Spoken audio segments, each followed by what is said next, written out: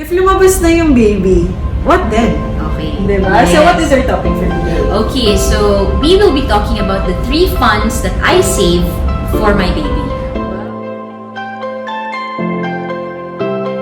So yung previous episode nga natin, we talked about maternity fund.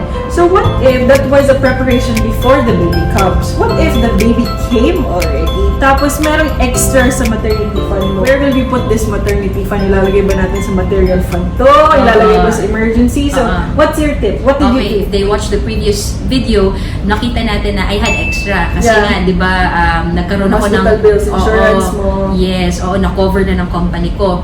So, ang nangyari was, nilagay ko siya, minove ko siya to other funds. Hindi ko siya ginastos for myself or for, other expenses, but minove ko siya na geared din specifically for the child. So which is the baby fund? Yes, these are the 3 funds that we will be talking now. Alright. So the first fund is the college fund. Wow, yung college fund na si Noah. Ayan. So, sinabi nga ng Kuya Marvin mo, this is where we learned it from, na sinabi niya, you really have to position yourself. Kung nakita mo na in the future that that's going to happen, di ba, paghandaan mo na. Also, from our previous video about the money lessons we got from our parents, providing the essentials for our kids, it's also, it's the greatest gift that you can give to them. Dinala mo sila sa mundo eh. So, for me, I want to prepare as early as now para yung pang-college ni Noah. But actually, this college fund, hindi lang siya after the maternity fund eh. When in fact, Sinabay mo siya sa maternity fund. yes. So Okay. when I got married talaga, the first month when I saved up for it, ang ginawa ko, magkasabay yun. So may maternity fund, may college fund na siya. Malalaki ha. This is one thing na you don't really need to. Kasi hindi pa, nung time na yun, hindi pa napapanganak si Noah, di ba? So ang layo pa ng talaga, a little bit, kahit maglagay ka lang ng magkano dyan, para at least may habit ka na rin na naglalaan ka talaga para sa Is anak this mo. specifically or particularly for the college fund of Noah or yung what about his high school, his elementary, his preschool? Okay, Is so this included in that's this another one. That's another one. This is purely for his college fund. Pag-aaral lang talaga niya sa college. Na para at least, pinag-ipunan ko, yun lang yung una kong naisip talaga. College fund para, if in case, kasi usually, ang nangyayari, pag grade school or high school pa, in most cases, the parents are still able to work. Diba? That's So true. may income pang papasok, diba? So it's not that hard to accomplish or to provide, diba? Pero pag college, yun na yung tumatanda na tayo, yung ganun, we might not be as fit, or we might not be working anymore. So depende talaga. So that's why yung una kong pinag-ipunan was the college fund. And after dumating si Noah, the college fund still runs. When will you stop putting on the college? As long as I can, I will be putting for his college fund. Okay, so Ate May, alongside with the maternity fund, is nagsisave din siya ng college fund ni Noah. So regardless the amount, may it be small or large, but she recommends that you just save or you just put like a minimal amount lang. Yes, Diba? oo. Kasi hindi mo rin alam kung madadagdagan yung anak mo.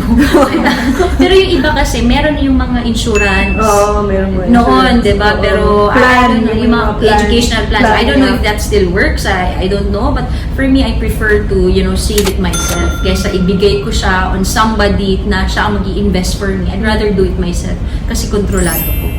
Interesting. Ayan. Marami akong natutunan sa mga maternity episodes na. Ayan.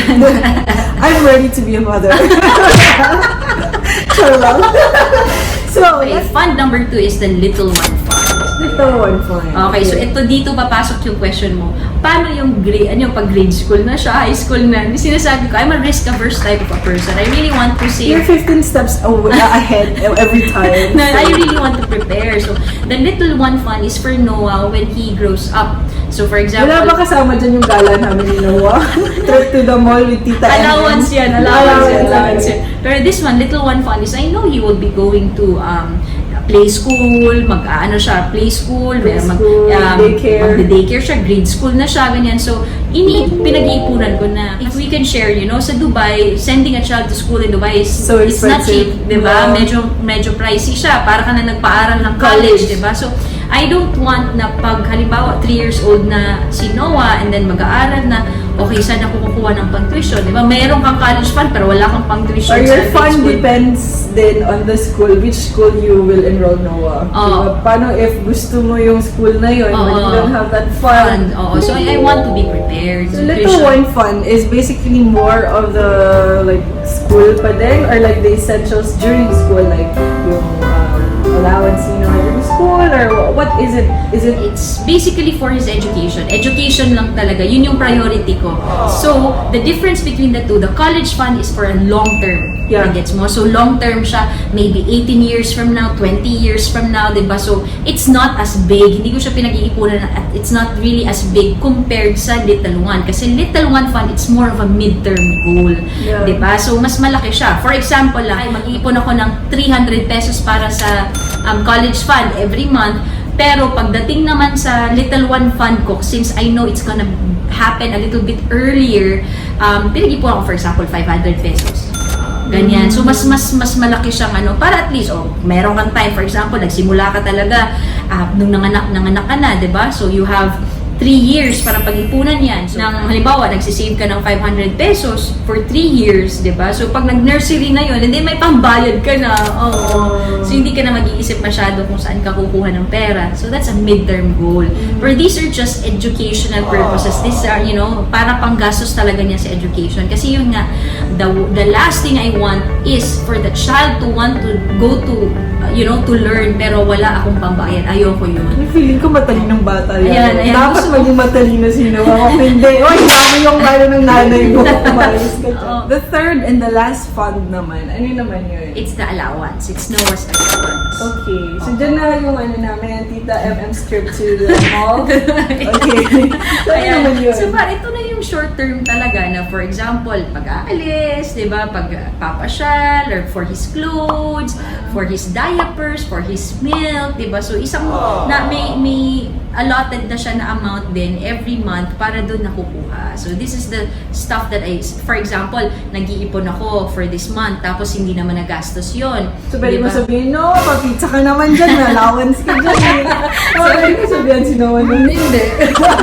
So, pwede i-carry over yon. So, carry over niya sa next month. Para I just allocate that budget every month for him. The allowance, is it a fixed amount that you put every month? Fixed amount. So, under his allowance, doon yung mga essentials talaga muna, yung milk, yung diapers, yung clothes, diba? So, for example, may mga other items pa siyang kailangan sa bahay, and then comes the toys, and, other stuff. Yun. So, pwede kong sabihin si Noah na, no, huwag ka muna mag-milk ngayon, pizza muna tayo. So anyway, those 3 funds that I have, may siya, the college fund is for the long term, the Little One Fund is for the midterm, tapos yung allowance naman niya is for the short term. Ayan, so may classification talaga siya. So when do you plan to stop saving for this stuff? No, kasi habit siya, Besh. That's the good thing. If you really start, if you start doing it and then you do it consistently, it becomes a habit. So, pag habit na siya, hindi, for you, parang ang hirap tanggalin, parang kulang if ever, parang hindi kompleto if you don't do it. So, for me, nag-enjoy ako when I do it. I think it's important as well na as you budget, nakakita mo saan naka-allocate yung mga finances mo, diba? Then you get to see, parang okay, parang ba na you have covered the bases. There's peace of mind. When I look at it, there's peace of mind knowing that I have prepared. To everyone listening who doesn't have just one child, what if meron silang 2 children, 3 children? So, 3 college fund, 3 Little One Fund, so divided into 3? Oo. So, no, it doesn't really mean na, basta, kung if ever, depende pa rin sa kanila how they want to do it. But then, as long as it's one college fund, lahat ng mga anak nila na magka-college, dun niya kukunin, di ba? Yeah. Kung meron kang Little One Fund, dun mo kukunin. It doesn't have to be so many. Pero at least may classification ka lang para dun ka nakukuha ng pera mo. So, hearing all of this, ang dami natin makukuha, especially tayong mga Ikaw single. na lang, Dex. Akong mga single. Hearing all of these words of wisdom from atin, nalalaman talaga natin na preparation is key. And everything that we do, especially when it comes to money talaga. Especially if you have a baby na. Yes. So when the baby came, new funds came in. Alongside with the maternity fund, meron din siyang college fund. So the college fund is for the long term naman. So, after, aside from that, meron din siyang for midterm, which is the little one fund for the midterm expenses ng baby. Meron din siyang allowance for the short-term expenses naman ng baby. So, covered yung tatlong areas na yun for long-term, midterm, tsaka yung short-term. So, di ba, very handa. Meron ka bang sister fund? Wala. Kung saan lang kumukuha eh. So, sa maternity episodes natin, ang dami natin nakukuha. Especially ako talaga. Grabe, hindi ko nga alam yung mga ibang ngayon ko lang natutunan yung mga pinagsasabi mo. So, sa mga future mommies or mga mommies-to-be, I hope that you get something from this video. Ayan ha, siguraduhin mong natuto ka. Oh, gusto ko na nga mag-save ng maternity fund. What are your parting words para sa mga momshies? Ayan, so for all the mommies out there, or if you're still starting, you know, tayo na mga may asawa na, or, you know, even those kung single na, let's prepare, yun talaga. Let's position ourselves in a place wherein we are prepared. Yun na. Alam natin kung ano yung posibleng mangyari, paghandaan na natin as early as now. Kasi ultimately, sino din ang sasakit? Ulo tayo din, lalo na yung babae talaga, mag-iisip sana kukuha ng ganito, kaya ba dito, swak ba sa budget, diba? So, kung mapaghahandaan na, let's do that. I know it is a challenge, you know, like budgeting can be a challenge, you know, lalo pag halimbawa money stuff, diba? Kung yung inflow talaga is stuff, I know it can be a challenge, but I also believe that mothers, mga wives dyan, women in general are, you know, very resilient. Mabangon talaga ang mga mommy, madiskarte talaga ang mga mommy. So tayo, yun lang, we encourage an atmosphere of, you know, helping each other up. Let's share some like tips or experiences that we do, and here I am sharing what I do, you know. So hopefully that this, you know, helps you in some way. Kung nanay ka, if you plan to have a kid, if you're single, I hope that it helps you in some way. Ako nga, hindi pa nanay, it helps me na nga.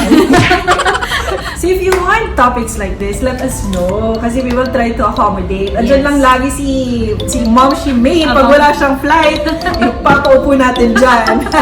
So, hit subscribe tayo dyan. And mag-like na din. Yes. Alright, so see you in the next videos.